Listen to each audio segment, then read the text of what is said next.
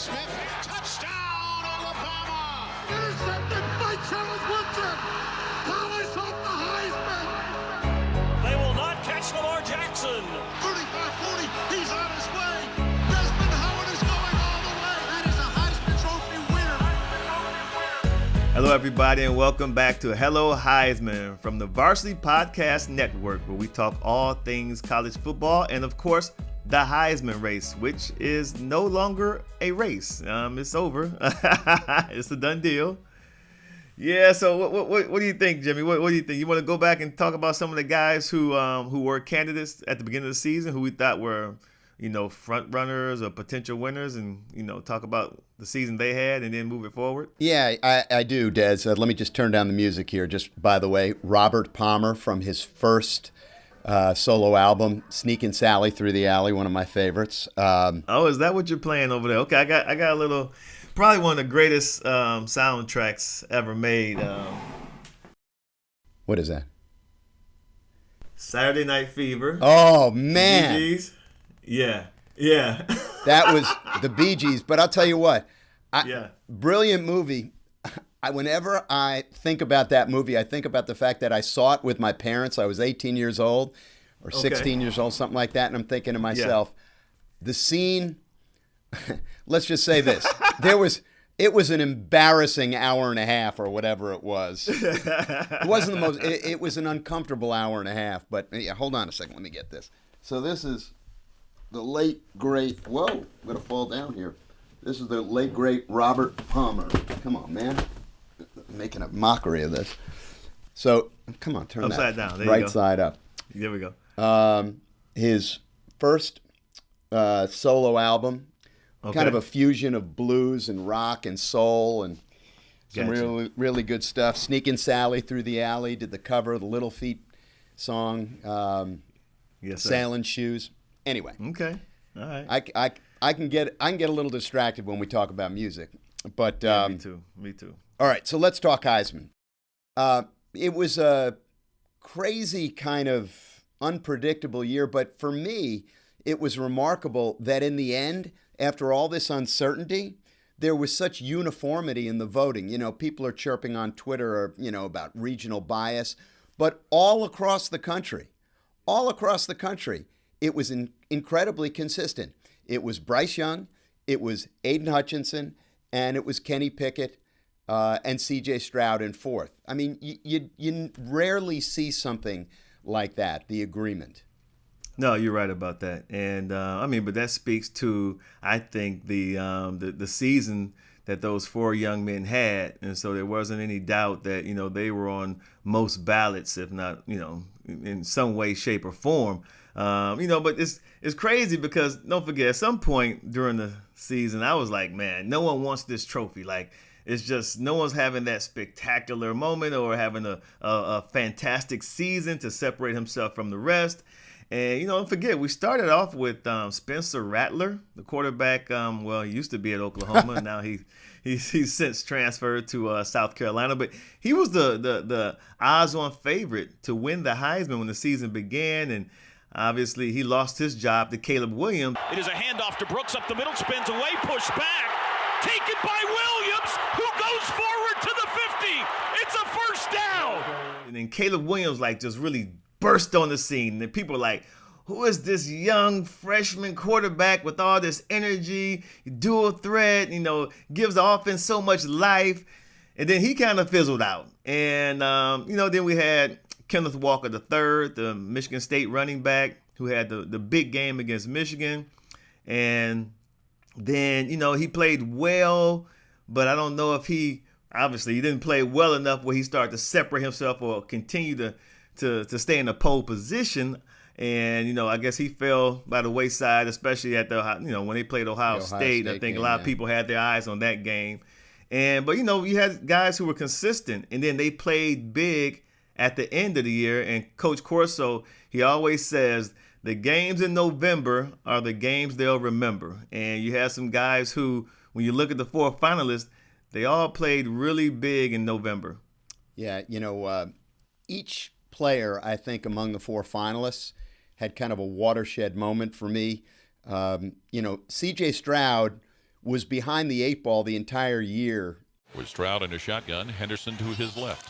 Snap to C.J. Stroud, back at his 15. Cocks the arm, fires down the right seam. Wilson opens, got it to the 40 of the Spartans, to the 20, to the 10, and into the end zone goes Garrett Wilson as Ohio State scorches Michigan State's defense for a 77-yard touchdown play. You know what the interesting thing about that is, in the loss to Oregon, he had almost 500 yards passing. So he had a good game, but Ohio State's defense really struggled that day. Kenny Pickett, I think he kind of elevated himself when he played well against Clemson, had 300 yards and a couple of touchdowns. You mentioned Kenneth Walker. Bryce Young, he was interesting. Right from the start, he was the favorite, at least the betting favorite. 4 touchdowns in the opening romp over Miami. And by the way, they were ranked 14th at the time. But he never really cemented his position until, as you say, he got that big stage, that game in November, which was a game to remember, which was, and it might have been in December, actually, but the Auburn game and that final drive. Here's Bryce stepping up, running room. He's got it. He's going to go all the way. Touchdown, Alabama. Touchdown, Alabama. Wow. What a play. Bryce saw the daylight, and see ya. He took off on an 11-yard touchdown run. And then, what he did in the SEC championship game, I think really just obviously sealed the deal. Mike, it's time for history to be made. The winner of the 2021 Heisman Memorial Trophy is Bryce Young. 3 of the 4 finalists, played in conference championship games. The only one who didn't, obviously, was C.J. Stroud. But you had Aiden Hutchinson had the monster game in November against Ohio State, and then they went on to play in the conference championship game. Had a good game against Iowa. We talked about what Bryce Young did to that Georgia defense that everyone had a tremendous amount of respect for in the SEC championship game. And then obviously Kenny Pickett, the big ACC championship game. So those guys, they played well down the stretch, and it was good to see those 4 guys up in New York getting the love that they deserved. Like I said, I thought it was anybody's to win. It kind of was any man's to win until the final couple of weeks. And Bryce Young said, you know what, give me that. I'm going to take that. I'm going to take that. Yeah, I'll take that, please. One of the other things that I found interesting was that this was the first time since 1962, that 2 defensive players were in the top 5. And I'm not sure if that means that the defenses were the things that we looked at this year. Certainly Georgia's defense was something that was extraordinary all year long, but not only Aiden Hutchinson, but Will Anderson. So both of them finished in the top 5. And interestingly enough, although Hutchinson finished second, and I know you're a big fan of his play both objectively and because of your connection to the University of Michigan, but Anderson actually had better numbers this year. Yeah, he did. He had I don't know his numbers off the top of my head. Did he have like 20-something tackles? No, he had like 31 tackles for loss, which is like crazy, ridiculous. Like the next guy closest to him had, I think, 22. So, Will Anderson had a monster game. And to be honest with you, J-Ro, what I told people, going into the Heisman weekend was it wasn't that Will Anderson necessarily needed to replace Aiden Hutchinson. It's that Will Anderson should have probably replaced one of those other quarterbacks, because it's not a rule where you can't have 2 defensive players up there as a finalist. You see what I'm saying? So people like to compare, Aiden had a monster season. Will had a monster season. They shouldn't cancel each other out, or it shouldn't be one or the other. You could actually have both guys as finalists. And, there's an argument that Will Anderson should have been a finalist, and there's no doubt about that. So no arguments here from me. I'm on board with that. But like you said, for 2 defensive players to finish in the top 5, because I've always said we have too many voters, and I don't think that they really watch the games, because there's no way you can watch those games and not have Will Anderson on your ballot. Yeah. What is it going to take, do you think, and maybe this is a good exercise. Pick a player, and not necessarily from college football, but just pick a player, maybe, probably from the NFL. Would it have taken somebody with a kind of like a Lawrence Taylor type of year to win the Heisman? Yeah, and don't forget, though, too, you got Will Anderson, who's also on the same team as the player who won it. And oftentimes we say that when you have two guys on the same team, they have a tendency to cancel each other out. So if Will Anderson is on a different team and then he's getting all of those votes, then, it may have swung in a different direction. So you have to factor that into the equation also. But I think that, these guys, man, they're going to have to, I don't know, take over a game, take over a big game, and be like the deciding factor. Like, you don't look at Alabama and think that Will Anderson is the deciding factor. You know what I mean? But you look at Alabama and you say Bryce Young is the deciding factor in this game. He's the reason why this game went the way it went. The reason why they carved up Georgia the way they did, even though their defense played well, their offense lit Georgia's defense up, and now you're looking at Bryce Young. If you don't have that dynamic involved when you're looking at a defensive player where he has an offensive player that can outshine what he's doing, then the defensive player probably can rise, further to the top and be a guy who you would look at strongly as a top candidate for the Heisman, if that makes sense. And Des, speaking of vote splitting, it happens all the time. We saw it last year. Mac Jones finished third in the Heisman. His teammate at Alabama, Devontae Smith, of course, won. This year's winner, Bryce Young, joins us next week. All right, welcome back to Hello Heisman, one of our favorite parts of the podcast. We get to hear from you, see what's on your mind. And Des, why don't we start off with, I guess, the obvious one here. People want to know, how do you feel about Bryce Young having won the Heisman Trophy? Was it the right decision?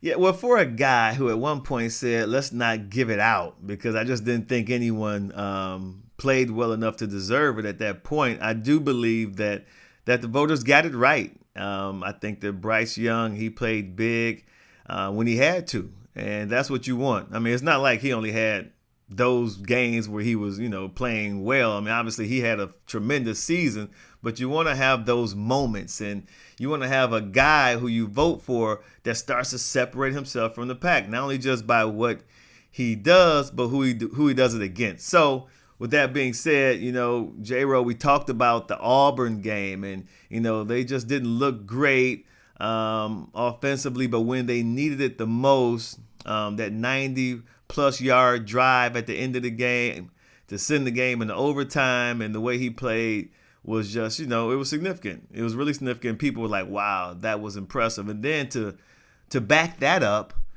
with a huge game, an SEC championship game against a Georgia team that, once again, we all thought that this was like the best defense, or at least one of the best defenses that we've ever seen in college football.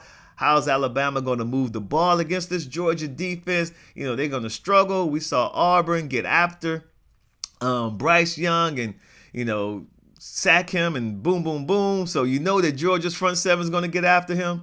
And I tell you what, man, Bill O'Brien, offensive coordinator, and the offensive staff came in there with a very, very good game plan. They pretty much neutralized the front seven and went to work on the secondary. And Bryce had that moment, so he played big when the stages were the biggest. And I think that I know they got it right with Bryce Young. The interesting thing to me is that for all this uncertainty that we had all year, against Auburn, Alabama's offense was impotent for most of the game. But when it came right down to it, and don't forget, this all happened late. It was on television, and it was the end of the game, so it had the most eyeballs. And the game eventually went to overtime, of course, and Alabama wins. But that last drive was masterful. So what he did was he elevated himself, I think, into that position. And then it was an absolute slam dunk, as you mentioned, considering the credentials of the Georgia defense and what he did in that SEC championship game, I just don't think there was any doubt about it. And then you go back and you look at the numbers all year long. How about 43 touchdowns and 4 interceptions? So, wow. The young man did what was asked of him. It was truly a truly impressive performance from him. So that leads us to our next viewer/listener question. Where do we think Bryce Young will be in 5 years? Well, outside of playing in the NFL, 5 years, anything can happen with these NFL teams. It's hard to say who will have like the first pick or a top pick. But he'll definitely probably 5 years from now. He may be his second year in NFL, maybe third year, somewhere like that. He'll be heavily entrenched in the NFL 5 years from now. That's where Bryce Young will be at. What team? I have absolutely no idea, but he'll be in the league. Yeah. All right. He's the question mark, I think, is his size. In playing college, when you can certainly speak to this. The difference between playing at the highest level in college football and playing in the NFL. They say the game is bigger, it's faster, everything just happens differently. But, there are parallels that you can speak of. Bryce Young is listed at 6 feet. That's, I think, a lot of people might say generous. Kyler Murray, is a quarterback who has had success, obviously, Heisman Trophy winner, right, at both levels. And look at Russell Wilson. He's about the same size, too, or at least in terms of his height.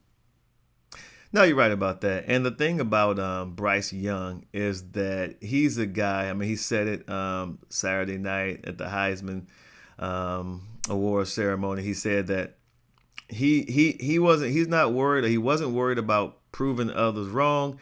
He's just more concerned about proving himself right. And like I say, he has a dad who's a mental health coach. So I think he stays in the right mental space for the most part, and he understands like the challenges that are against him and that he's up against. So I like where he is mentally, and that he understands. He bets on himself. Like you said, he is a little slight of build, but we've seen some other smallish quarterbacks succeed in the NFL, so I wouldn't bet against Bryce Young. All right. Aiden Hutchinson, as we've mentioned a couple of times already on this episode, finished second.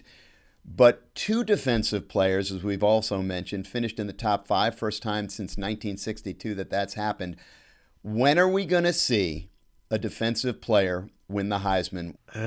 We've tossed that around several times on different episodes, and I believe that the fact that you had 2 defensive players finish in the top 5 this season is encouraging. It's very encouraging. It lets me know that a lot of voters are starting to sway that way where they can vote for a defensive player.